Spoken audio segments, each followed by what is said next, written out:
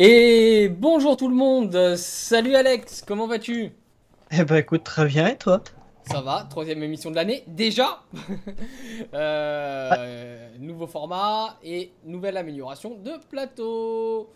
Donc on se retrouve tous, là je vois qu'il y a déjà du monde, hein, 06, Adrien, Berry, Dino Gypsy, Falarion, Gabber, Jérôme, Passa, Raph, The Stig, toi, le bot, etc. Donc nouvelle formule d'émission, 4 thèmes que vous voyez défiler en bas le sommaire. Donc le Grand Prix d'Australie qui s'est déroulé ce week-end. Ensuite nous ferons nos coups de gueule et éventuellement nos coups de cœur suivi du Grand Prix de Chine, et on terminera avec vos questions et nos réponses, donc pour une émission qui va durer au maximum 1 heure. Voilà, Et oui. voilà, on commence bien, hein, on va dire ça comme ça. Et je pense que on va avoir de quoi parler, on va avoir beaucoup de choses à se dire. À commencer déjà par le premier thème, qui est le Grand Prix d'Australie. Donc, euh, ton éclairage est mieux, Alex. Tu es moins blanc que la dernière fois. Merci de l'info. Non, non, donc voilà, on lance le thème 1, c'est parti. On va débuter comme d'habitude avec un tour de circuit. Hein, et c'est Raph qui nous fait le tour de circuit maintenant, qui nous emmène. Donc, vous êtes prêts? T'es prêt, Alex? Ah bah toujours. Tu montes en caméra embarquée? Oui, non. De quoi, Tu, pardon? tu montes en caméra embarquée? Oui. T'adores ma coupe Très à bien. l'italienne. Ah, merci, Raph. C'est fait exprès, c'est en hommage à une certaine écurie. C'est parti, mon kiki. Un tour de circuit avec Raph. Donc, le Grand Prix d'Australie, il a eu lieu en première fois à Melbourne en 1996. Avant, c'était sur le circuit d'Adélaïde. Généralement, l'Australie marque le début de la saison. Exception néanmoins en 2006 et 2010 en raison d'autres activités sportives importantes dans ce pays. C'est un circuit considéré comme urbain de 5 km 303, composé de 16 virages et d'un sens de rotation dit habituel vers la droite. Comme la quasi-totalité des pistes cette saison, la piste comporte deux zones DRS, l'une sur la ligne droite principale et la deuxième sur la ligne droite qui suit le premier virage. Droite-gauche. Ce Grand Prix offre généralement des courses plutôt agitées, non pas sur les dépassements, mais sur les pannes mécaniques et des accidents qui peuvent se montrer tragiques, comme celui en 2001 où furent impliqués Villeneuve et Ralf Schumacher, causant malheureusement le décès d'un commissaire. D'autres accidents tout aussi, voire plus spectaculaires, sans gravité cette fois, comme Alonso et Gutiérrez l'an dernier. Notons quand même l'absence d'Alonso sur la course suivante. Cette année, la course n'a comporté que 57 tours au lieu des 58 en raison d'une procédure de départ avortée, soit un total de 302 km. Le record de la piste était détenu, je dis bien était, par Michael Schumacher en 1.24 125 en 2004 sur Ferrari, mais cela a changé et on vous en dira plus rapidement. Le décalage horaire avec l'Australie est conséquent, ce qui a obligé les fans du direct à se lever tôt pour voir les séances. Le vendredi à 2h30 pour les essais libres 1, 6h30 pour les essais libres 2, tandis que le samedi il fallait se lever à 4h pour les essais libres 3 et 7h pour les qualifications. En raison du passage à l'heure d'été, la course était à 7h en France le dimanche et non 6h. Et nous arrivons sur la fin du tour. Voilà. Petite rectification, les essais Bredo est à 6h. Bah je vais 6h30 moi sur mon calendrier, mais Non, c'est non, pas non, je grave. t'assure, c'était 6h. Oh bah si tu, de toute façon tu t'es levé à cette heure-là, donc... Oui, mais voilà. donc Je confirme. voilà, ce qu'on peut dire sur ce tour du circuit. Euh... Ah, qu'est-ce qui se passe? Ah, Yanis, salut à vous tous, Tanguy. Ouais, là vous êtes de plus en plus nombreux, ça fait plaisir, merci à vous. Voilà, voilà. Donc on va passer au temps fort de la course en termes de vidéo. Voilà, j'ai travaillé mes petites feuilles, vous voyez, mes petites feuilles pour... Enfin là vous les voyez pas, parce qu'on n'est pas en cam. Euh, mes petites feuilles pour l'émission. Je confirme pour Tanguy qui est resté à mes côtés sur Twitter toutes les séances. Ok, ok, ok. C'était 5h50, Yanis. Non, ça c'est Canal, ça, qui prenait Oui. l'antenne. Donc on prend la Séance. suite, les moments forts, le départ, donc image de Canal+. Pour le départ, donc, on remarquera que le côté pair de la grille n'est pas forcément le mieux parti. Hein, Raikkonen, Vettel, etc. ont eu quelques difficultés, mais ils n'ont pas spécialement perdu de position, même si ils auraient pu en perdre quelques-unes. Qu'est-ce que tu as à dire sur ce départ, mon cher Alex? Un départ plutôt compliqué pour les rouges, clairement. Vettel qui est à deux doigts de se faire dépasser par Bottas, Kimi qui se fait pratiquement dépasser par Verstappen. Et j'ai remarqué surtout c'est ce côté de la piste qui était ouais, pas non, mais même terrible. Hein. Vettel a dit que de toute façon il s'était loupé sur son départ, hein, donc c'est pas forcément oui, le côté. il a patiné aussi. Vettel a vraiment fait une petite connerie sur son départ. Ouais. Ils arrivent à sauver les meubles et à reprendre leur position tous les deux. Et puis bah, pour le reste, petit grabuge, je sais plus, entre une Haas qui devait être Magnussen et, semble-t-il, une Sauber, qui devait être Ericsson, de mémoire. Ils ont fini tous les deux dans le bac à gravier, mais ils ont pu ressortir. Mais voilà, bon, départ... Traditionnel, diront-on. Départ traditionnel, sachant quand même qu'il y avait beaucoup d'aides en moins. Enfin, beaucoup d'aides. Il y avait une gestion de l'embrayage en moins qu'ils avaient l'année dernière, justement, pour rendre les départs encore plus compliqués. Un embrayage linéaire, tout à fait. Qui fait Exactement. qu'il y en a certains qui lâchent la gâchette d'embrayage au volant, puisqu'avec une gâchette, et qui se retrouvent un petit peu au pifomètre. Ça part ou ça part pas. Bah après, ils gèrent à l'accélérateur, en fait, pour faire plus simple. Ou alors, gérer à l'embrayage. Il y a deux solutions maintenant pour gérer les départs. Mais ils ont plus d'aide, vraiment plus d'aide du tout sur l'embrayage. Chose qu'ils avaient encore l'année dernière, Massa notamment qui expliquait qu'ils calaient des doigts sur un doigt pour trouver le point de patinage, etc. Donc bref, ils avaient des astuces encore l'an passé, mais cette année, la FIA dit non. Il y avait aussi l'aide des écuries qu'il n'y a plus. Mais il l'avait déjà enlevé en cours d'année, ça, l'aide. Oui, mais c'est encore plus restrictif cette année, Alex. Ah oui, oui, clairement, clairement. Alors, la suite. La scène numéro 2, c'est le premier crash 2017. Le premier crash. Et on remarque, hein, si je dis pas une bêtise, c'est une Sauber avec une autre mot de place, je me souviens plus que c'est qui. Merci pour le follow, Akunaj. Premier crash de la saison, pas très grave. On est loin du crash Alonso Gutiérrez de l'an dernier. Ah bah voilà, c'est de celui-là que je parlais il y a 2 secondes. Voilà. Yanis, pourquoi pas de cam? Parce que là on est en mode vidéo.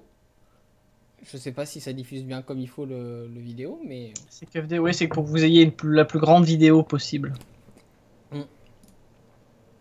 Alors, moi j'ai fait une boulette en plus. Hop là, je me remets bien. Parce qu'on n'a pas le droit de mettre les images en grand aussi. Tout à fait. Et la suite, donc, la scène numéro 3 à l'attaque, je l'ai appelée. La scène numéro 3 à l'attaque. Et là, on voit des beaux dépassements. La Force India qui attaque une Toro Rosso au freinage. Comme quoi, c'est possible avec ces nouvelles F1 de dépasser. Contrairement à ce qui était annoncé par certains pilotes. Je sais pas si tu le vois, c'est dans le départ. Je crois, si je dis pas de bêtises, c'est Ocon qui dépasse Alex, ici la Terre. On est en... Oui, pardon. Je répondais à Maga qui... Bah tu peux répondre en vocal. Voilà. Alors on enquille sur la suite. Du coup, parce que vu que t'es parti, voilà. Et un moteur, celui... voilà, un moteur Ferrari, celui de Romain Grosjean qui pète. Le premier moteur 2017 qui lâche. On voulait vous montrer ça aussi. Bon bah c'est la fin de course hein, pour Grosjean, c'est ce qui marque au-delà. Pas mal de problèmes de fiabilité pour Ferrari ce week-end quand même au final. Hein. Côté moteur, on en reparlera, mais pas mal de problèmes de fiabilité. Ouais, bah ouais, mais à part le 2016 chez Sauber. Désolé. Voilà. Ça c'est fait. La stratégie. Oui. Oui, Hamilton rentre au stand. C'est ce qui décide un peu la victoire hein, de cette course. Il se retrouve bloqué derrière Verstappen plusieurs tours. Voilà, c'est ce que vous voyez là à l'image. Qui décide complètement la victoire, même, j'ai envie de dire. Ouais. Vettel rentre. Vettel qui aurait pu perdre la victoire, hein, il l'a dit. Stroll l'avait beaucoup ralenti. Il a fait perdre au moins 1 seconde. Et il ressort tout juste devant. c'était chaud. Ça s'est joué vraiment à 5 mètres, quoi. C'était, voilà, à 5 mètres près, c'était tendu. Hein. Oui, oui, non, non, mais bien calculé de la part de Ferrari, clairement. Bah, disons que Ferrari Clairement. ont fait l'inverse de l'an dernier et Mercedes a fait l'inverse de l'an dernier, niveau stratégie. Non, je reprendrai des propos de nos chers confrères de chez Canal+, où j'étais entièrement d'accord avec eux sur le fait que l'année dernière, l'année d'avant, l'année encore d'avant, ils avaient une voiture tellement rapide qu'ils pouvaient faire des erreurs Mhm. de stratégie. Cela n'impactait que très peu le résultat, Tout voire à même fait. pas du tout. Mhm. Alors que cette année, bah, clairement, enfin, notamment sur ce Grand Prix-là, on verra pour la Chine, parce que comme je le dis, Melbourne n'est pas un Grand Prix représentatif d'un circuit classique. Donc on verra sur les autres circuits. Mais en tout cas, à Melbourne, clairement, la stratégie a clairement joué sur la victoire. Mhm. Et là, bah, Mercedes, eh ben, ils sont un peu empêtrés les pieds dans les câbles voilà, ça a donné la victoire à Vettel, clairement. D'accord, ok. Bon, on est d'accord là-dessus. Allons sur la suite, du coup. Alors, comment je l'ai appelé cette scène? Retour à la maison, bah, c'est pour notre ami Ricardo.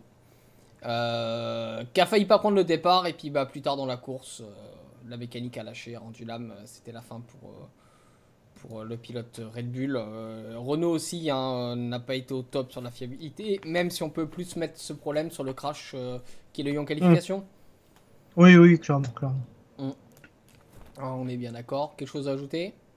Non, non, non, non, non. Alors, continuons donc. Ocon, vole, Alonso, cool. Et les super dépassements, on voit Ocon qui attaque Alonso, qui déboîte. Et Alonso, bah, l'abandon, vous le voyez là, hein, juste après. C'était tendu. C'était tendu, mais c'était magnifique. Très joli dépassement, c'est vrai que t'as pas mis les images de ce qui se passe 2 secondes avant sur les 2 derniers virages où ils sont Je te rappelle Hülkenberg, que nous sommes Ocon côte à limités à côte. 1 minute 30. Oui, non, mais je sais, mais voilà, je, je, je- je- je recontextualise où il y a eu une bataille sur juste le virage d'avant entre Hülkenberg, Ocon côte à côte et tout, qui est très sympathique. Ouais. Puis bon, bah après dans la ligne droite, ce qui se passe. Vous l'avez vu, et puis bon, bah après, oui, ça a causé le. Pourtant, il n'y a pas eu de vraies grosses touchettes. C'est étonnant de la part d'Alonso d'avoir abandonné. Alors, est-ce qu'il voulait essayer d'économiser le moteur pour la Chine? C'est possible, C'est possible. mais j'ai pas l'impression qu'il y ait. Enfin, je sais pas, on a eu des contacts plus forts où il y avait rien, donc c'est quand même assez intriguant de. Tout à fait. Tout à fait. L'abandon d'Alonso reste intriguant pour moi, mais bon. Est-ce que c'était pas pour. Voilà. Pour dire que. Et À voir. enfin, la dernière partie, le final. J'ai envie de dire enfin pour Ferrari, enfin pour Vettel. Dernière victoire Singapour 2015, si je dis pas de conneries. C'est ça. C'était Showtime. Et ils l'ont mérité, belle victoire. Beaucoup de joie sur le podium chez les Rouges. On a bien senti que c'était. Ah bah il était temps, hein, notamment il y avait le fils de Monsieur Alesi qui était à Maranello. Giuliano. Voilà, Giuliano qui était à Maranello et clairement il a décrit, que ce soit sur Twitter, etc., ce qui se passe à Maranello. Tout le monde a sorti ses belles voitures rouges du coup, des Ferrari, hein, les cloches qui ont sonné, tout ça, tout ça. C'était une victoire qui était espérée par Ferrari depuis longtemps, parce que et puis surtout en début de saison comme ça sur le premier Grand Prix, ça faisait un moment que Ferrari n'avait pas brillé comme ça. Alors ça donne peut-être de bon augure pour la saison, on verra sur la suite parce que, je le répète, j'insiste, Melbourne n'est pas représentatif, donc on verra, mais en tout cas c'est déjà bien. Ferrari ne repartira pas bredouille comme l'an passé. Bah, ce sera toujours mieux. C'est sûr que là, Ferrari avait beaucoup à faire hein, pour s'en sortir et c'était temps. Il était temps pour les Rouges. Oui, Je te propose qu'on passe à tout ce qui est tableau de résultats. Et bah c'est parti. Et on commence par les qualifications. Lewis Hamilton a obtenu la pole position, réalisant au passage le record de la piste en 1:22.188. On remarquera donc que les pneus ultra tendres étaient les plus utilisés. Vettel s'est lancé deuxième, sandwich pour McLaren, pas McLaren mais Mercedes Ferrari, avec Bottas troisième, Raikkonen quatrième, Max Verstappen premier représentant moteur Renault cinquième, Romain Grosjean 6ème, très bonne perf, bon, qui profite aussi sans doute du problème de notre ami Ricciardo durant les qualifs. Massa, la Williams, décevante, ils ont loupé le coach. Oui, clairement. Clairement, Williams, je sais pas, quand on suivait les propos de Felipe en essai privé, en essai libre, on les voyait sur le podium, clairement, quand on pouvait lire ce qu'il disait. Et Massa est clairement tombé de son piédestal en qualif. Lui-même, il l'a dit que son résultat était décevant et qu'il se voyait pas du tout derrière autant de monde. Ouais. Donc, une grosse désillusion chez Williams, clairement. Voilà, ouais. Bon, après, le suite de la grille, hein, la suite, on retrouve les Toro Rosso. Bon, bah, la famille Ricciardo qui a pas fait de temps. Après, les Force India, la McLaren 13ème qui fait un peu mieux que ce qu'il disait au départ. Bref, une grille, je dirais, plutôt standard. Rien d'extraordinaire. Hein. D'ailleurs, on va passer au résultat de la course, hein, si tu m'y autorises. Alors, Oui. vous voyez donc les résultats de la course ici. Moi, je me les affiche en plus grand aussi.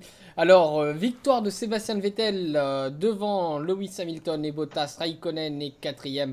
Verstappen qui est le premier à oser une stratégie différente des 4 premiers.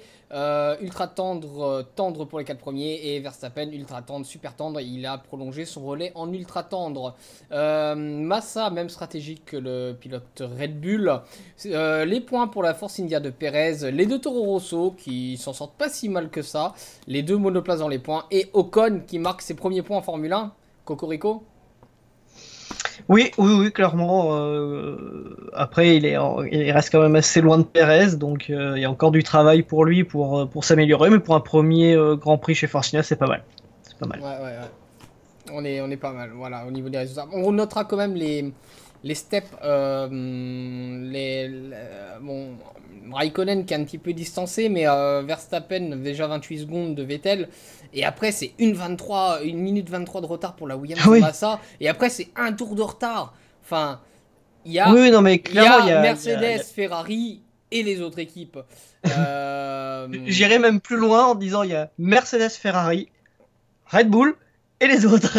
Et Verstappen avait dit après les qualifs, hein, pour lui le Grand Prix allait être chiant parce qu'il allait se retrouver dans un ventre mou en fait où il y a des gens beaucoup trop rapides pour lui devant lui et puis des gens beaucoup plus lents que lui derrière. Donc lui il allait faire course seul pour la 5ème place. Bon, finalement il est quand même arrivé à rattraper Raikkonen un petit peu en fin de course, mais oui, clairement le Grand Prix a dû être un peu long pour lui. Alors, maintenant, je vous propose de découvrir une autre image. Cela, les résultats, vous les avez. Hein. Bon, on notera quand même 7 abandons. Hein. Alonso, Magnussen, Stroll, Ricciardo, Ericsson, Palmer et Grosjean. Alors, c'est tout ce qui est arrêt au stand au niveau des temps. Le record pour Williams qui s'améliore, hein, c'était leur point faible il y a de ça peu de temps. Bottas a le 2e meilleur temps. Stroll, 3e meilleur temps d'arrêt. Hein. Quand on dit le pilote, c'est l'écurie, hein, parce que c'est les mécanos qui font l'arrêt. Bien que le pilote joue un rôle prépondérant dans son placement, puisque 10 cm trop loin d'un côté ou de l'autre peut retarder de plusieurs centièmes un arrêt. Ferrari ne pointe qu'à la 5e place, avec quasiment une demi-seconde de plus que la Williams. C'est-à-dire qu'en cas de bataille serrée, s'il y a 3 dixièmes, et ben, Vettel perd une place, par exemple. Raikkonen 3 secondes 23, c'est quasiment 1 seconde de plus que Massa au niveau des perfs. C'est pas terrible hein, chez Ferrari. Le Ferrari, c'est toujours, même l'année dernière, hein, c'était pas un point fort. Et pour revenir sur Williams, tu disais que c'était pas leur point fort l'année dernière. Oui et non, c'est-à-dire que je crois qu'ils ont eu le record l'année dernière. Oui, mais ils ont fait un record, mais combien d'erreurs. Ouais, mais oui, non, mais je vais revenir là-dessus quand même, quoi. Ils étaient pas forcément toujours très bons, mais de temps en temps, ça leur arrivait, tu sais pas pourquoi, de faire des super arrêts au stand. C'est ça. C'est tout à fait bon, ça. Et Williams, quoi. Ouais, c'est Williams, quoi. On va un petit peu parler des pneus aussi. Voilà, je vous affiche l'image et moi je me l'affiche en un peu plus grand. Parce que bon, quand c'est un petit petit, on peut pas lire. Ça donne une idée, en fait, parce que vous donnez un tableau des meilleurs tours en course, ça n'a aucun intérêt. Parce que les pneus varient. Et au niveau des meilleurs tours en course, donc le meilleur tour en course revient à Raikkonen, une 26 538 sur les gommes les plus dures qu'il y avait, c'est-à-dire les gommes tendres. Sur cette gomme-là, le deuxième temps est pour Bottas en 1,26,593 et pour Vettel en Ferrari 1,26,638. Au niveau des super tendres, le meilleur temps est de 1,26,964 pour Verstappen, 1,27,983 pour Kvyat, 1,28,045 pour Williams. On remarque quand même, pour Massa sur la Williams, on remarque un gros step entre le premier et le troisième temps. Sur les ultra tendres, 1,26,711 pour Kvyat, 1,27,568 pour Magnussen et 1,28,117 pour Hamilton. C'était en début de course, les ultra tendres, beaucoup utilisés en début de course. Le plus long relais en ultra tendre, 34 tours pour Kvyat. En super tendre, 43 tours pour Magnussen. Et pour Van Dorn sur les tendres, avec 46 tours. Oui, alors The Stick, très loin du meilleur tour en course de Schumi. Oui, parlons-en, il y avait les arrêts à l'époque. Et donc, possibilité d'avoir des pneus neufs et pas beaucoup de carburant. Et puis, il y avait aussi une guerre des pneus. Donc, il y avait une guerre de la gomme la plus tendre. Ouais, c'est difficile de comparer deux époques. Certes, on a battu le meilleur tour en course pour les qualifs, mais pas en course. Mais après, voilà, à l'époque, il n'y avait pas d'économie d'essence. Il y avait pas. Alors que là, il y a des économies d'essence, sachant que les voitures sont plus lourdes, les moteurs sont plus puissants, ils consomment un peu plus que l'an dernier, donc du coup ils sont encore plus économes sur l'essence que l'année dernière. Et à l'époque, il n'y avait pas de bride de conso. Faut clairement s'attendre cette année à des courses avec des chronos, pas 4 ou 5 secondes comme le disait Pirelli, mais plus 1 à 3 secondes de mieux que l'an passé. Mais en course, faut pas s'attendre à autant d'écart qu'il y a en qualif, clairement. Maga, ça dépend du moment où ils ont été utilisés. Les ultra tendres étaient utilisés en début de course et les tendres en fin de course. Notamment Kvyat qui a mis les ultra tendres à la fin, ça explique son chrono. Voilà. Parce que Toro Rosso est loin d'être au niveau de Mercedes ou Ferrari et son meilleur tour en ultra tendre, clairement, c'est. Yo les gars. Alors, les classements.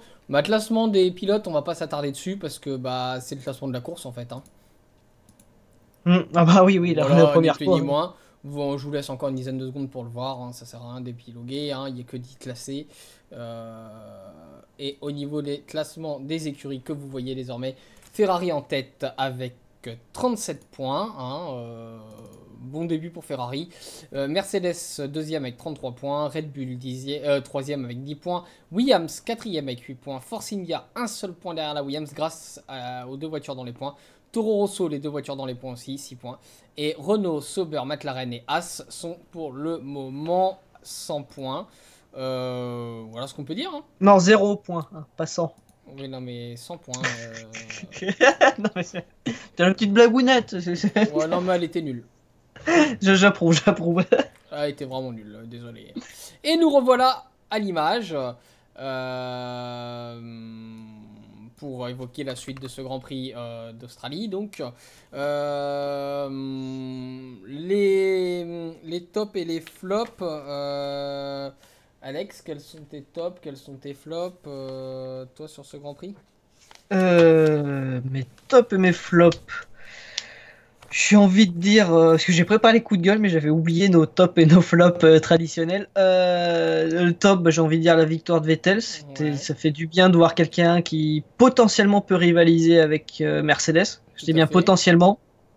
J'insiste, Melbourne n'est pas représentatif, j'insiste. Donc on verra sur la suite de l'année, mais bon, Ferrari semble pouvoir rivaliser un petit peu de temps en temps avec Mercedes, donc ça c'est bien. Voilà, concernant mes tops, après peut-être le dépassement d'Ocon sur Alonso. Plutôt sympathique à regarder. Voilà. Non, mais je suis d'accord. Et toi? Alors, moi, c'est très simple. Premier en top, Vettel. Pourquoi? Très calme à la radio. Course très concentrée. Posée. Voilà, pas de réaction excessive, etc. On a l'impression de retrouver un Vettel combatif et sérieux. Mon deuxième top, je l'attribue à Valtteri Bottas qui a dû faire face à une comparaison difficile face à Hamilton tout le week-end et qui a dû qui a dû prouver, et au final, même si l'écart entre les deux pilotes devrait être plus grand que ce qu'il n'est au bout, Bottas a quand même fait une bonne course. Mon troisième top, je l'attribue à Ocon pour sa belle course, ses dépassements et le spectacle qu'il nous a créé. Je vais enquiller sur mes flops, du coup. Mon premier flop, je vais l'attribuer à Palmer parce qu'il a rien montré pour moi. Bah, en même temps, il a abandonné. Alors. Oui, non, mais même, il a rien montré dans l'ensemble du week-end. Oui, oui, Mon deuxième flop, je l'attribue à Raikkonen. Il était pas dedans. Dominé de fond en comble par Vettel. Et mon troisième flop, je l'attribue. Parce que là, celui-là, je suis indécis, je l'avais pas noté le troisième. Je l'attribuerais, je pense, à McLaren en général, qui au final ont confirmé ce qu'on a vu à Barcelone. clairement, ouais. Voilà. Du coup, pour moi, les flops, ça va être un peu plus simple. À part Honda et Stroll, bon, bah, Stroll, ouais, de toute façon, Stroll. Voilà, Oui, bah c'est un pilote survendu, ce rôle. Hein, voilà, c'était prévisible. Non, mais ce qui me fait rire quand même, c'est que le père de Stroll lui a quand même acheté une Formule 1 pour qu'il puisse s'entraîner l'année dernière, tout ça, tout ça. Ouais, on a eu le droit à tout un blabla, hein, ça c'est clair. Enfin, pas suffisant, clairement. Alors, Clairement. du coup, avant qu'on passe au thème 2, je voudrais saluer tous ceux qui sont connectés de nouveau. Hein. 06 Adrien, Akunaj, Berich, Berit Clément, Brie, Dark Lubu, Dino Gypsy, Epogi, Fagwent, Falarion, Fire Snake, Forza La Scuderia, Gabber, Oné, Jérôme, Mavervic, Mazarka, Passa, Predator, Raph, Socho, Tanguy, Yanis, The Stig, nous, donc, Maga, Tifo, et tout plein de gens de connectés qui ne sont pas avec des comptes et qu'on ne peut pas identifier. Du coup, bah, c'est la fin du thème 1, à moins que tu aies quelque chose à ajouter. Non. Et ben on va passer au thème 2. Donc le thème 2, c'est donc nos coups de cœur et nos coups de gueule, ou nos coups de gueule ou nos coups de cœur. Est-ce que tu veux commencer ou j'ouvre le bal? Vas-y, fais-toi plaisir. Je vais commencer par mon petit coup de gueule. Il concerne les dépassements. Je lis en même temps le chat, hein, désolé. Vas-y. Les dépassements sont possibles, mais il faut oser attaquer. Et moi, ce que j'ai peur, c'est que les pilotes se rangent vers l'excuse du nouveau règlement pour dire « Ah, j'ai pas pu passer, j'ai pas attaqué, j'ai pas machin, j'ai pas cela. » Mais Ocon l'a prouvé en Australie, qu'il était possible de dépasser des attaques. Il y a été, il en a entre les jambes, il l'a prouvé. Et j'espère que les autres pilotes vont faire pareil, ils vont pas se ranger derrière cette excuse que je viens de dire. De surcroît, et à mon sens, l'Australie, c'est pas la piste la plus favorable au déplacement. Donc, pour valider ou non mon coup de gueule, j'attendrai la Chine, qui est un circuit un peu plus favorable, bien que peut-être trop avec le DRS. Voilà en ce qui concerne mon coup de gueule. Oui, je suis plutôt d'accord avec toi. Alors moi, pour l'instant, c'est vrai que je l'avais même pas mis dans mes coups de gueule, parce que c'est vrai que Melbourne n'est pas du tout une piste où il y a... C'est pas une piste à dépassement. Voilà, tout simplement, c'est un circuit en ville, c'est un circuit... Enfin voilà, c'est un circuit comme ça, voilà, bref, c'est comme ça. Après, on verra en Chine, ouais. Alors le DRS, je sais que certains ont, notamment Braun, a dit qu'il fallait peut-être allonger les zones de DRS parce qu'avec les nouvelles voitures, justement, les zones seraient peut-être trop courtes pour que le DRS puisse avoir une réelle influence pour aider au dépassement. Alors on a Braun qui nous dit ça, puis d'un autre côté il nous dit qu'il faut l'interdire. Alors moi je vais répondre très sincèrement. Cherchez pas, cherchez pas. J'ai pas dans sa tête, j'ai pas compris là. Ouais, à l'époque il n'y a pas de DRS, ça se dépassait quand même. Hein, et voilà, on revient sur les bases de l'époque. Comme je dis, la quantité de dépassement n'en fait pas la qualité, clairement. Et là on a je préfère avoir qu'un seul dépassement en course comme on a eu, parce que hors le premier tour où tout le monde est serré, etc., il n'y a eu qu'un seul dépassement, c'est Ocon sur Alonso, soyons clairs. Mais c'était un dépassement de qualité, clairement. Ouais. Et ça valait le coup de passer 3 quarts d'heure à dormir, enfin même 1 heure et demie à dormir pour ça. Clairement, ça valait le coup. Les gars, vous êtes sur vos tops et vos flops, mais nous on est déjà au thème 2 en fait. Hein. Je suis désolé, mais là vous êtes un peu hors sujet. Hein. Ça discute. Des coups, on pourra pas vous les refaire. Coup de gueule de Maga, Renault t'es où? Williams, un peu de nerf tout de même. Coup de cœur, une Williams dans les points. Ferrari qui a gagné ses premiers points de cette année. Qui a surtout gagné sa première victoire. Qui a gagné, ouais. Voilà. Ton coup de gueule, toi? Mes coups de gueule. Ah. Mes coups de gueule, et oui, moi j'en ai jamais qu'un seul de coup de gueule. J'ai toujours trop de choses à dire. Alors attendez ça, parce que je les ai pas mis dans l'ordre. Alors, petit coup de gueule, parce que on n'a pas vu Papy Bernie. Pour un président d'honneur, ça fait un peu tâche. Ouais. Même Loda, qui est président non exécutif de Mercedes, est là à chaque Grand Prix, alors que pas forcément d'obligation. Donc de voir Papy Bernie, ça aurait pu être bien. C'est un président d'honneur quand même. Ouais, il m'a pas manqué. Oui, mais au moins qu'il soit là. De toute façon, même s'il a plus de pouvoir décisionnaire, il reste président. Il représente quand même la Formule 1, parce que sinon, il l'aurait pas mis président d'honneur. Donc il représente toujours la Formule 1. Pas le voir. Voilà, c'est un petit manque. Pas que je suis amoureux d'Ecclestone. Hein. N'imaginez pas non plus l'opposé de ce que je viens de dire. Enfin, l'extrême de ce que je viens de dire. Après, petit coup de gueule, moi, sur Ferrari. Entre le problème de Grosjean et le problème de Raikkonen, parce que c'est passé, mais alors, totalement inaperçu. Mais alors, inaperçu complet. Il y a que... Alors, en France, en tout cas, il n'y a que nous qui avons traité cette information. Raikkonen, entre les essais Bre 3 et les qualifications, a changé de batterie et de contrôleur électronique. Pour rappel, on a le droit qu'à 4 cette année, donc il en est déjà à son deuxième pour la batterie et contrôleur électronique. Bon, on est quand même au premier Grand Prix, quoi, merde. Ça aurait été Honda, j'aurais même pas fait de coup de gueule parce que vu les essais privés, ça aurait été prévisible. Mais là, c'est quand même Ferrari, enfin tout le monde. Reste à voir si c'est du précaution ou la batterie peut être utilisée après. Enfin, faut... Ouais, mais même, enfin déjà des neufs, quoi. Enfin. Attendons de voir. Attendons de voir, je suis d'accord. Mais là, Grosjean la casse moteur. C'est une réaction de fan que de. Non, parce que quand même Grosjean a cassé son moteur, donc Ferrari sont ceux qui ont quand même eu le plus de soucis de fiabilité ce week-end. Et comme je dis, on est qu'au premier Grand Prix, il y en a encore 19 derrière, quoi. Ouais, il y en a 19. On verra bien là en Chine si la fiabilité est là ou non. Donc voilà. Non, parce que ça me fait rire. Parce que enfin, ce changement de contrôleur électronique et de batterie, mais je crois que même nos confrères de Canal ne devaient pas être au courant parce qu'ils ne l'ont pas fait. Alors que bon, on a une doc officielle de la FIA, hein, on sort pas ça de notre chapeau, hein, on a une doc officielle de la FIA qui nous dit ça. Donc, mais c'est passé un petit peu inaperçu. Bon, pourquoi pas. Et puis là, gros. C'est-à-dire il faut être conscient que pour gagner, il faut prendre des risques. Oui. Ecclestone a été mis à la porte, Maga, hein, je confirme, hein, c'est clairement... Oui, non, mais Ecclestone était bien parti, mais il est président d'honneur. Autre coup de gueule et dernier coup de gueule, les gens sur le circuit à la fin du Grand Prix. C'est joli à voir, mais d'un point de vue sécurité... sécurité. Ouais, mais quand on a des voitures qui roulent à 100 km/h et des gens, entre la personne et la voiture, je pense que le mort, il est pas du côté de la voiture. Bah, à la limite, il avait qu'à pas y aller sur la piste après le mec, hein. Oui, enfin là, il y a eu un problème d'organisation, de je sais pas trop quoi, c'est au virage numéro 15. Salut, je crois Vance. qu'il y a eu un problème. Non, pas 15, 12, je sais plus. Enfin bon, bref, il y a eu un quiproquo à un certain virage. Alors c'est sympa de voir Vettel qui fait coucou à la foule sur la piste. C'est sympa, mais c'est quand même très dangereux, quoi. Choix à l'américaine. Non, là, c'est pas un show à l'américaine. Ah, de sécurité, Charlie Whiting l'a reconnu, hein, il y a eu un souci d'organisation. Hein, oui, puis bah, pour une voiture mal placée, ils refont une procédure de départ. Alors, ils sont un petit peu... On sait pas vraiment s'il y a eu une voiture mal placée. Il avait eu un peu de confusion, donc il a préféré relancer un voilà. départ. Mais on n'est pas sûr. On n'est pas sûr. On a une voiture qui est légèrement décalée sur la gauche.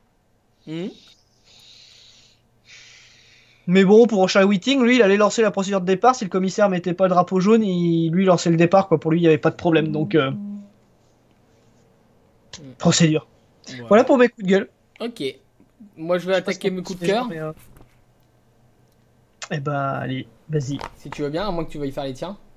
Non, vas-y, commence. Alors moi, mon coup de cœur pour le numéro 1, c'est New Look DF1 qui se confirme. Alors là, c'est vraiment mon gros coup de cœur. Elles étaient magnifiques à voir en piste. Et cette sensation, c'est pas que visuel, monstrueuse performance. Ça redonne un peu de peps à regarder. Bon, moi perso, je me suis mis ça en plus sur vidéoprojecteur, donc j'avais un écran de 3 mètres de large. Pendant que je faisais du vélo d'appart, tranquillement regarder la course. Mais et le home cinéma à fond. Ah ouais, hein, on est à kéké, on ne l'est pas. Mais c'était génial, c'était... Ouais. J'ose imaginer si on aurait eu un vrai bruit de moteur, ce que ça aurait donné. Pour ma part, j'étais frustré depuis 2009. Vous savez que ces ailerons là, qui étaient comme ça et hyper hauts là, que bon, tous les genoux ont connu comme ça, pour eux c'était normal. Moi je trouvais ça dégueulasse. C'était bien quand on tombe en panne pour pousser, ça évitait vos mécanos de trop se baisser et se casser le dos. Mais ce côté ratatiné très haut, je trouvais ça moche. Et à mon sens, sur le look en tout cas, on a enfin retrouvé des F1. Sur la performance, on a enfin retrouvé des F1. Et ça fait du bien. Voilà. Sur mon premier coup de cœur. Très bien. Très bien. Est-ce que toi, tu as quelque chose à dire? Enfin, sur les ailerons arrière, je suis d'accord. Les ailerons arrière un peu plus plats et grands, c'est plus sympathique. Après, sur le reste de la voiture... Les protons sont vachement plus travaillés. Regarde celui de la Ferrari, par exemple, c'est magnifique. Ce proton allongé. Non, c'est pas beau. Ah, moi, j'adore. Ce qu'il y a derrière le dashboard, je déteste ça. L'entrée d'air, elle est juste horrible chez Ferrari. Enfin, je sais que certains aiment, mais moi pas du tout, quoi. Moi j'adore le T-Wing. Enfin, ça donne un côté agressif. Non, le T-Wing. Oh là là là là. L'aileron de requin, moi j'aime bien, mais alors pas le T-Wing qu'ils nous ont rajouté derrière. Ça, c'est dégueulasse. T'as carrément un Mercedes qui nous a fait un triple T-Wing, alors deux bien distincts et puis un qui est juste au-dessus, mais très. C'est pourquoi? Parce que jamais 203. Et l'an prochain, dans 2 ans, ils seront à jamais 405. Ils rendront hommage à Peugeot. Voilà. Bref, non. De manière générale, je suis pas très convaincu par ces Formule 1 de cette année. Mais ça reste comme je dis, voilà, les goûts, les couleurs, mon ça se discute pas. Donc. Cœur suivant, du coup, c'est Pirelli. Ouais, ça surprend. Hein. Ah, venant de ta part, oui. C'est pas dans mes habitudes, mais Pirelli a fait de l'excellent job. Et j'ai pas entendu parler de défaut de conception, de bavure, et pourtant, c'était les gommes les plus tendres. S'il y avait eu la pluie, il y aurait eu des oui, mais ça aurait été de la faute des écuries aussi en partie. Peut-être sont-elles trop dures pour des gommes tendres, mais à la limite, on n'a pas de concurrence au niveau pneus. C'est pas comme si on avait par exemple Michelin en face et avec des gommes plus tendres et que Pirelli était pénalisé. Tout le monde est logé à la même enseigne. Les pilotes pouvaient attaquer sans surchauffer les pneus. Ça fait du bien. C'est ce qu'on demande à des pneus de compétition et des performances. C'est le signe qu'ils sont bien conçus, ces pneus. Donc voilà, un grand bravo à Pirelli qui a su, via un travail acharné, donner une bonne impression. Mais attendons la suite de la saison parce qu'avec eux, on l'a déjà vu dans le passé, on peut avoir du magnifique, mais aussi du catastrophique. Je vois pas de quoi tu parles. Tu ferais pas référence à un petit Silverstone 2013 2013, ouais, c'est ce que j'allais dire. 2014, non, 2013. L'éclatement des pneus, Silverstone, c'était 2013 ? Ouais, changement des pneus. J'aurais dit 2014, tu vois. Non, changement des pneus en cours de saison. Ouais, c'est possible, l'éclatement des pneus. Ouais, c'est Pirelli. Mais oui, parce que sur la pluie, de toute façon, Pirelli, ils ont déjà prévenu. Les pneus pluie qu'ils ont testés n'ont pas donné les résultats attendus. Ils sont clairement pas bons.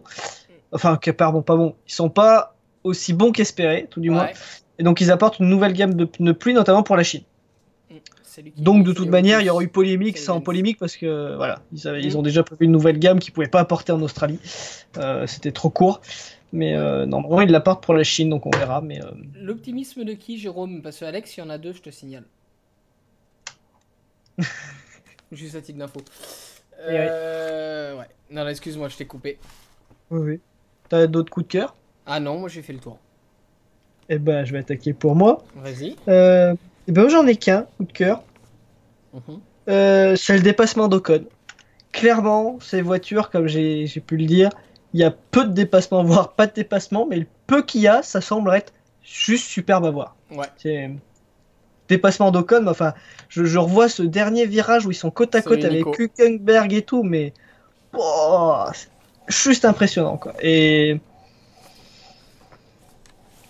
il a pas juste dépassé en fin de ligne droite avec une aide du DRS, quoi. Il a dépassé en plein milieu de la ligne droite parce qu'il est bien ressorti du virage d'avant malgré le fait qu'il bataille avec Hülkenberg et tout. Et là, Ocon, clairement, En fait, on en revient à mon coup de gueule, qui est ton coup de cœur un peu, mais que dans mon coup de gueule, il y avait mon coup de cœur d'Ocon. En fait, on a un peu le même coup de cœur, coup de gueule. C'est ça.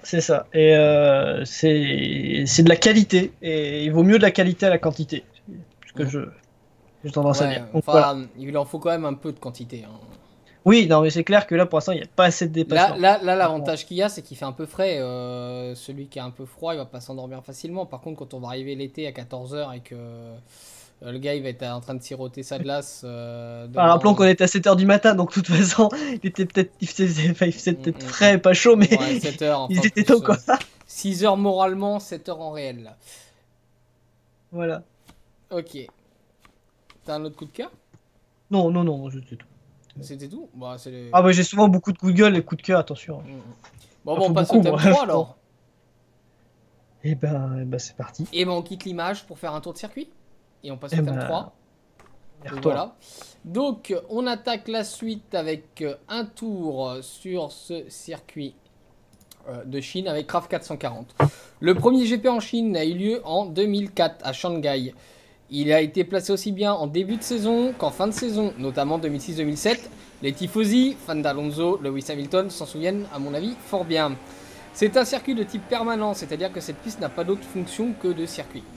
Un tour représente 5 km 451, composé de 16 virages et d'un sens de rotation habituel, donc 10 vers la droite.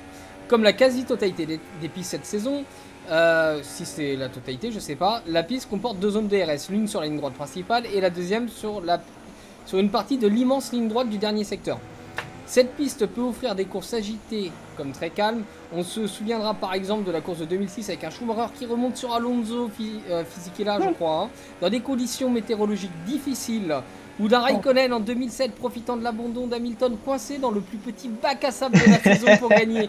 Une victoire qui lui permettra au final d'obtenir le titre en fin de saison pour un souffle devant Hamilton et Alonso en plein scandale de la Spygate. Néanmoins, nous avons également eu plein de courses super calmes. Généralement, il faut que la météo s'en mêle pour offrir un réel spectacle. C'est à mon sens la première piste du nouveau genre que voulait imposer Bernie Ecclestone, l'ancien grand argentier de la F1.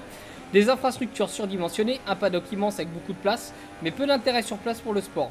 L'ingénieur de la piste est Herman Tilke, un proche de Bernie Ecclestone. Cette année, la course devrait faire 56 tours, soit 305 km. Le record de la piste est détenu pour le moment par Michael Schumacher en 1:32.238, toujours en 2004, donc dès la première course, et c'est toujours pas battu. Au vu des longues lignes droites et des nouveaux règlements aérodynamiques, il est possible que ce temps puisse rester en place. Le décalage horaire avec la Chine reste important, comme pour l'Australie. Il faudra donc vous lever tôt pour voir les directs. Et puis pour ceux qui font le site, il va falloir se lever tôt. Hein, Alex? Le vendredi, 4h pour les essais libres 1, 8h pour les essais libres 2. Le samedi, ce sera à 6h pour les essais libres 3 et 9h pour les qualifications. La course sera quant à elle à 8h. Voilà ce qu'on peut dire sur ça. Et nous revoilà en cam. Je crois qu'on a perdu les fans d'Hamilton là. Pourquoi Alex S? Alex S, il est gentil. Alex S, il pense à vous. Donc voilà ce qu'on peut dire. Est-ce que tu as des pronos pour cette course, Alex? Oui, clairement. Et je vois bien une petite victoire d'Hamilton avec une 2e place de Raikkonen, une 3e place pour Bottas, et puis suivent Vettel, Massa. J'ai mis après Grosjean, Ocon, Sainz. Et j'ai mis Ocon 2 fois. Je suis fort. Je suis très fort. Tu t'es troll. Ouais, je me suis stroll là. Et Ricardo, j'ai mis 10e, mais je sais pas, j'ai Ocon 2 fois à la fin, je cherchais pas à comprendre. Oui, The Stick, c'était l'an dernier, hein, les mecs qui traversaient la piste. Ou il y a 2 ans. 2 ans, il y a 2 ans que ça a traversé la piste. Pas plutôt à Singapour? Non, c'était en Chine que ça a traversé la piste une fois. Il y a un mec qui l'avait couru, il avait traversé la piste en pleine ligne droite, des stands.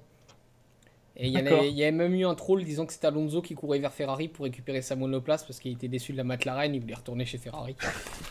D'accord. Très bien. Voilà. Pourquoi pas.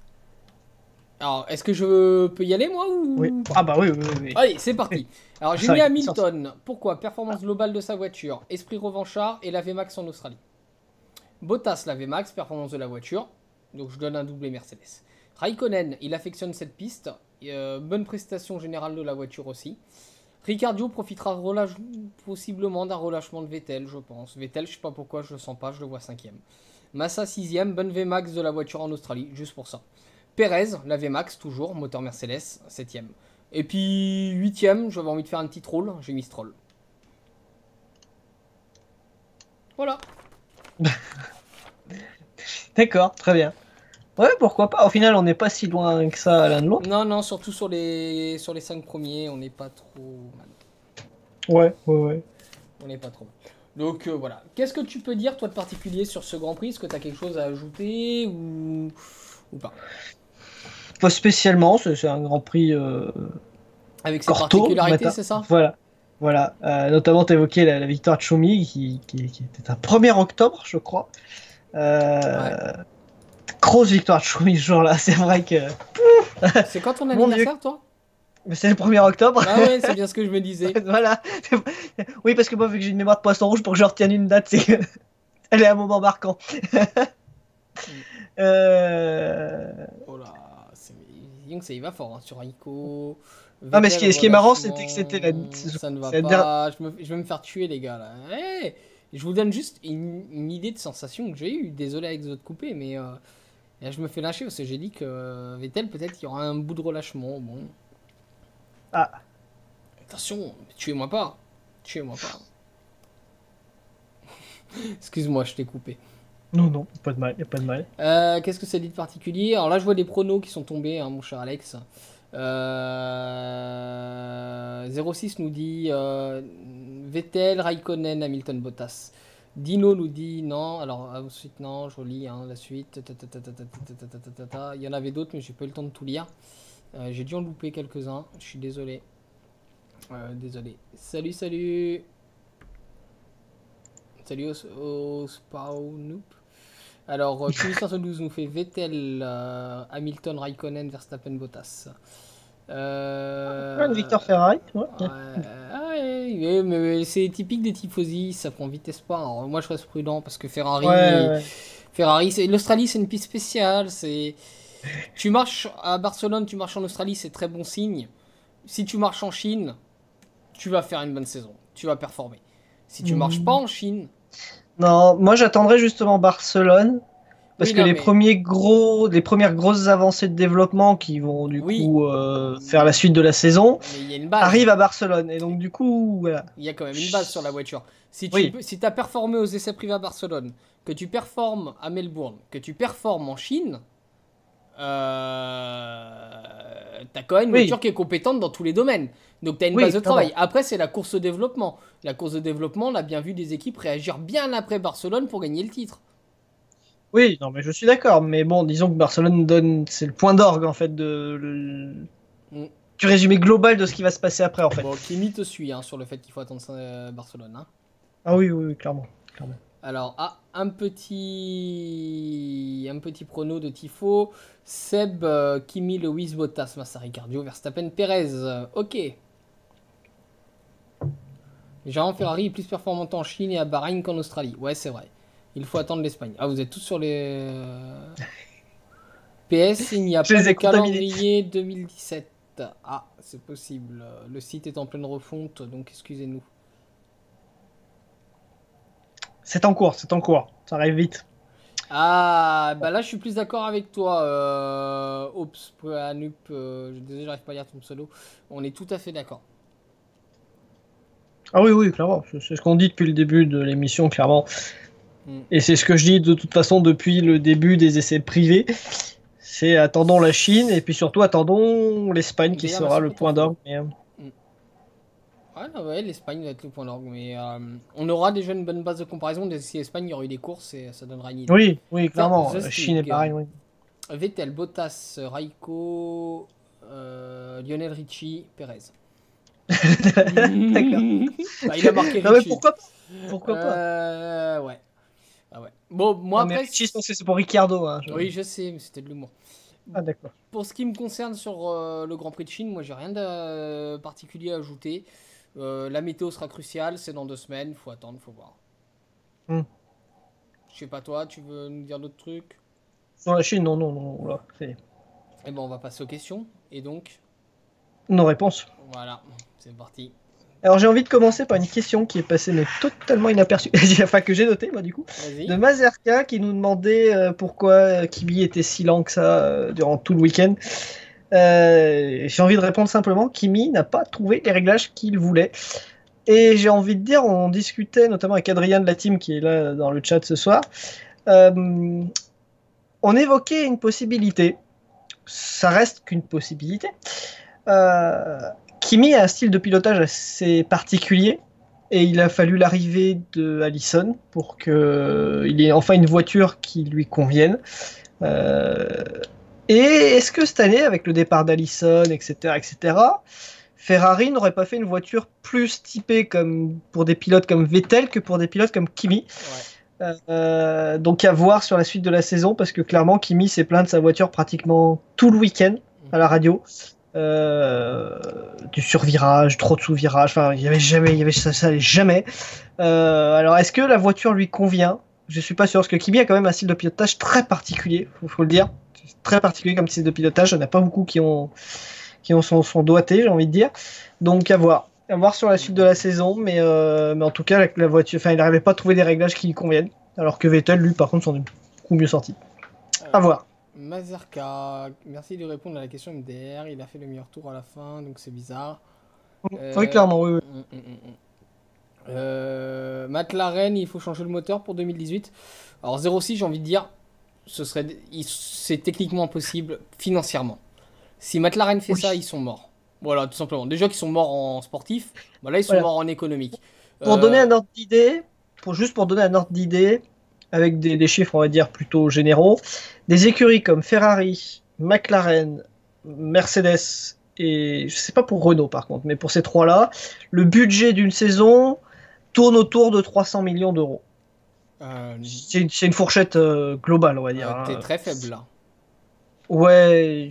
Ça a vachement monté, hein, avec les nouveaux moteurs. Alors, on est plus proche des 400 à 500 millions maintenant que. D'accord. Ferrari, ils ont énormément réinjecté cette année, hein. Oui, non, mais Ferrari, ils ont dépensé déjà 100 millions juste dans le développement de cette saison. De plus, donc c'est pour te dire.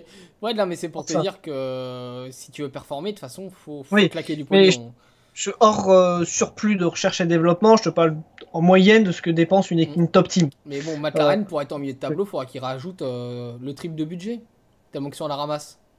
Oui, je peux aller jusqu'à la fin de mon raisonnement. Non, je vais te cracher. Je vais jusqu'au bout de mon raisonnement parce que bon, on donne à peu près une fourchette, on va dire globale, allez, on va dire 400 millions pour aller sur tes chiffres à toi.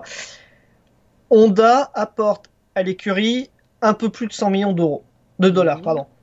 Parce qu'il paye entre autres le salaire d'Alonso, il paye une partie des infrastructures et du truc dans l'année, ce qui équivaut à peu près à 100 millions d'euros. Je suis pas sûr que McLaren ait soit le budget, soit un sponsor de réserve qui puisse apporter ces sous-là, clairement. À moins qu'un moteur soit pas cher, et encore même un moteur pas cher, parce que qui dit du coup, par exemple, acheter le moteur à Mercedes, dit acheter le moteur à Mercedes. Donc tu perds ces 100 millions et en plus tu dépenses pour avoir ce moteur. Donc voilà, c'est. D'accord, 400 millions pour Renault. Ouais, d'accord. Parce que moi j'ai les chiffres d'il y a 2 ans en tête. Tu vois, 440 000, tu vois, j'étais plus proche avec les gros budgets que je t'ai dit. Mais ils ont dit que Honda, c'est quand même la moitié du budget qui paye. Hein. D'accord. Oui, non, mais Honda, je sais qu'ils ont apporté. Je sais que certains médias se sont amusés à faire le calcul et ça dépassait les 100 millions de dollars. Ça allait pas jusqu'à 200 millions, ça oscille entre 100 et 120. Plus donc, la moitié des frais de l'écurie. Ils sponsorisent à hauteur de 100 à 100 millions, plus la moitié des frais de l'écurie. J'ai pas eu les mêmes versions et si jamais ils coupent ce partenariat, McLaren aujourd'hui, quand ils ont signé avec Honda, c'est qu'ils étaient aussi en difficulté financière. Oui. S'ils coupent ce partenariat, McLaren, au niveau sponsor, ils ont quasi plus rien. Ils ont Chandon, je crois. Ouais, Chandon, c'était pas le sponsor à Shandok ou un truc comme ça à une époque. Enfin, il n'y a rien, il n'y a plus rien. McLaren, c'est. Pour le moment, malheureusement, ça fait mal au cœur parce que bien que je ne suis pas McLaren fan, on a besoin de McLaren en F1. On a besoin d'une McLaren performante. On a besoin de voir McLaren qui tourne.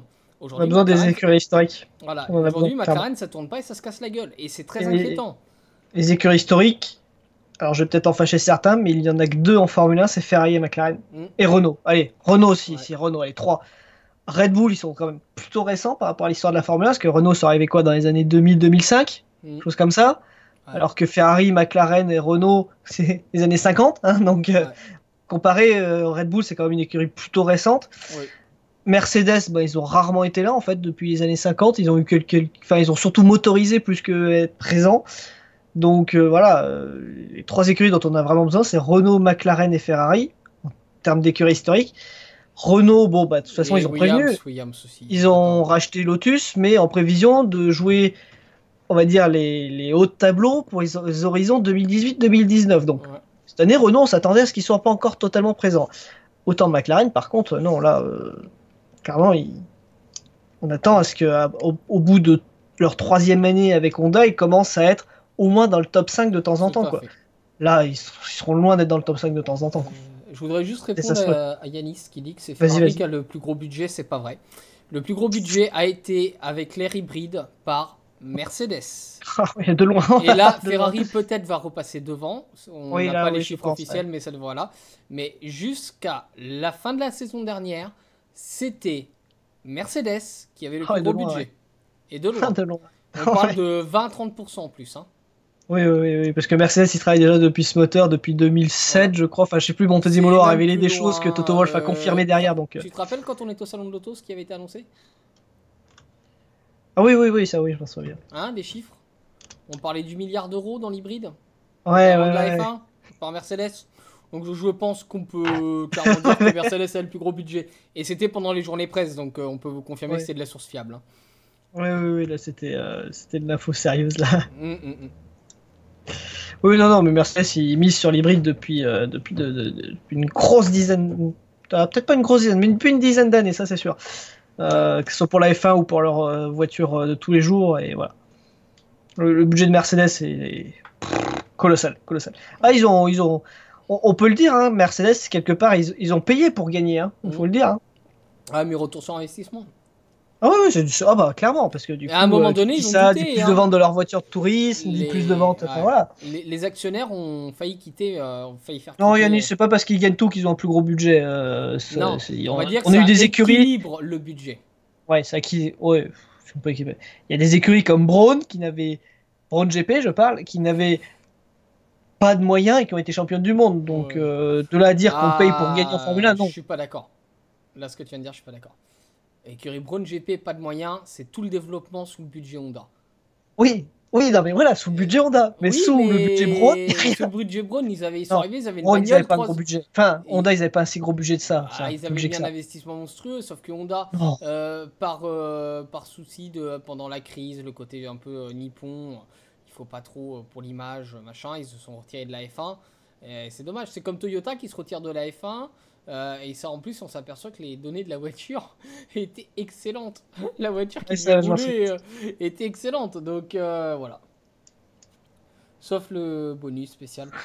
Ah ouais, mais on a besoin des écuries historiques, les gars. Si on donne pas de bonus spécial aux écuries historiques, qu'elles ne performent pas, qu'elles sont en retrait ou autre, et après il n'y a plus d'écuries historiques, ça va pleurer. Honnêtement, on perd. Alors bon, Renault, c'est arrivé, donc on sait pas, mais honnêtement, on perd soit McLaren, soit Ferrari. Le nombre de fans qui vont arrêter de suivre la Formule 1 est juste colossal. Ouais. Juste colossal. Ouais. McLaren encore, j'ai envie de dire, depuis qu'ils se sont séparés avec Mercedes, parce que je connais des fans de McLaren qui sont passés chez Mercedes parce que pour eux c'était McLaren Mercedes dont ils étaient fans, et donc du coup choisir entre McLaren et Mercedes, il y en a certains qui sont restés chez Mercedes, d'autres qui sont restés chez McLaren. Donc encore là, mais alors si on perd Ferrari, mais là on perd, Ouais, on perd gros. on perd l'essence de la Formule 1 quoi. Enfin, c'est clair. On va terminer avec deux petites questions. Allez, La première sur les deux, qui vient de tomber, là je la vois, c'est Alonso va-t-il partir en 2018? Si t'as son numéro, je lui fais un SMS. J'ai envie de faire une réponse rapide, on nous la sort chaque année. Voilà, et chaque année, ça fait 2 ans qu'on nous la sort, et il est encore chez McLaren. Mais là, il est patient, parce que je pense que c'est un Alonso un peu plus patient qu'à l'époque, parce qu'il est parti pour moins que ça de chez Ferrari.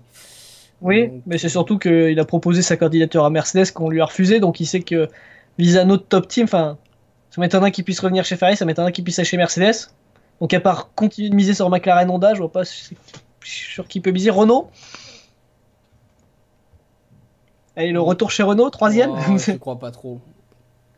Donc pour l'intérêt, ils vont faire gagner Ferrari et finalement. Mais non, parce que non, Akunaj, je suis pas d'accord avec toi. C'est pas vrai. Ferrari, ils ont toujours eu ce bonus et ils ont pas gagné à chaque fois.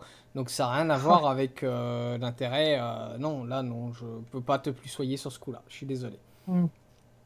Il a sous-entendu qu'il ne restera pas pour finir 13e. Bah, dans le fond, il finit 15-20e, donc ça c'est bon. Je vois mal Alonso, Vettel l'an prochain chez Ferrari. Je vois tout simplement pas Ferrari reprendre Alonso. Ouais, clairement, ouais. Remember Singapour 2008. Oh là, ça te lâche.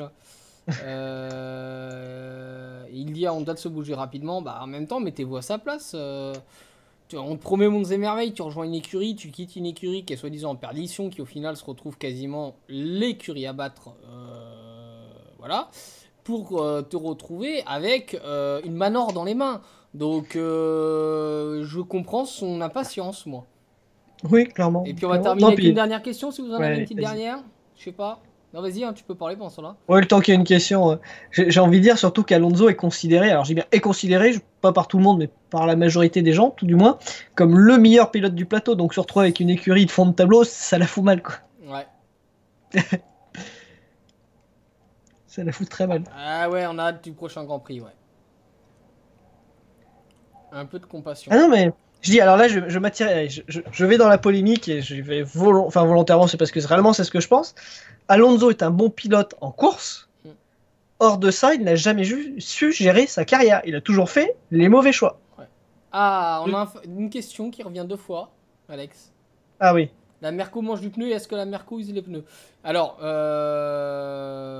donc c'est fini les questions, on va juste répondre à celle-là. Et après on clôture l'émission, comme le nouveau format le fait.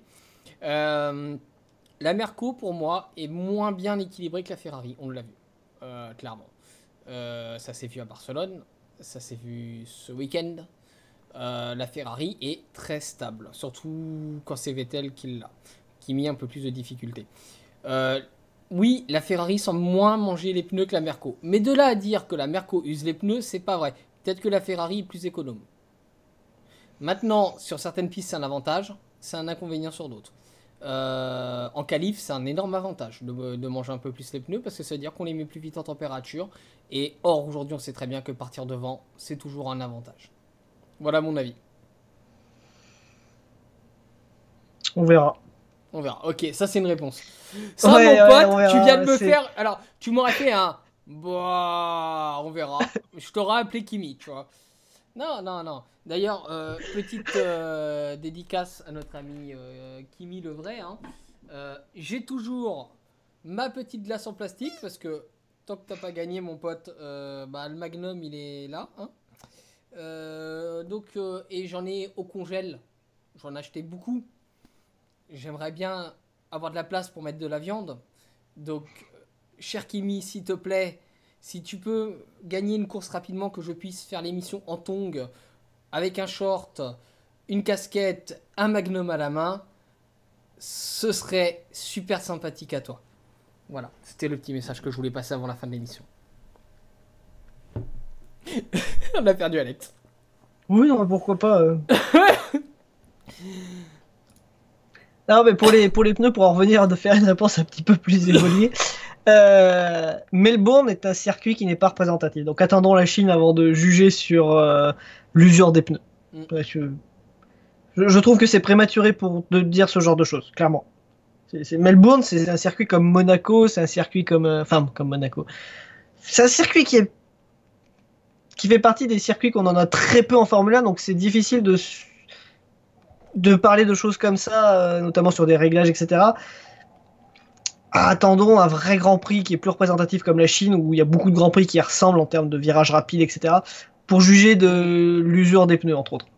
Ouais, ah ouais. Non, Melbourne, c'est un circuit qui est tellement spécifique, c'est trop dur de juger sur un circuit. Peut-être que Mercedes s'est trompé dans ses réglages en Australie, mais qu'en Chine, ils seront mieux et qu'ils useront moins leurs pneus, on sait pas, c'est Melbourne. On verra, ouais, on verra.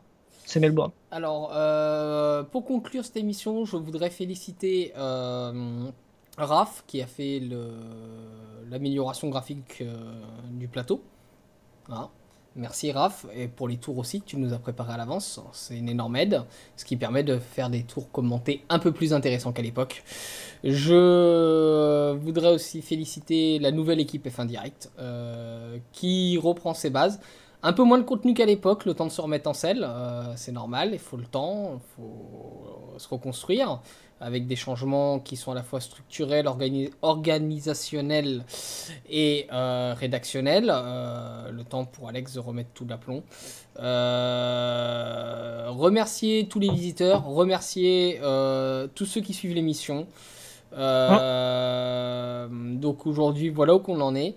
Remercier Sodi qui a décidé de rejoindre la F1 Direct pour 6 mois en contrat pub. Et encore une fois, tous vous remercier pour vos soutiens. Je vais faire aussi quelques remerciements si je peux. Je remercie toute la team qui a bossé avec moi ce week-end. Fait du gros travail. Je pense à notamment Adrien et à Lucie, les deux qui ont été les plus présents avec moi. Donc, puis merci aussi aux autres, hein, de toute façon, d'être là.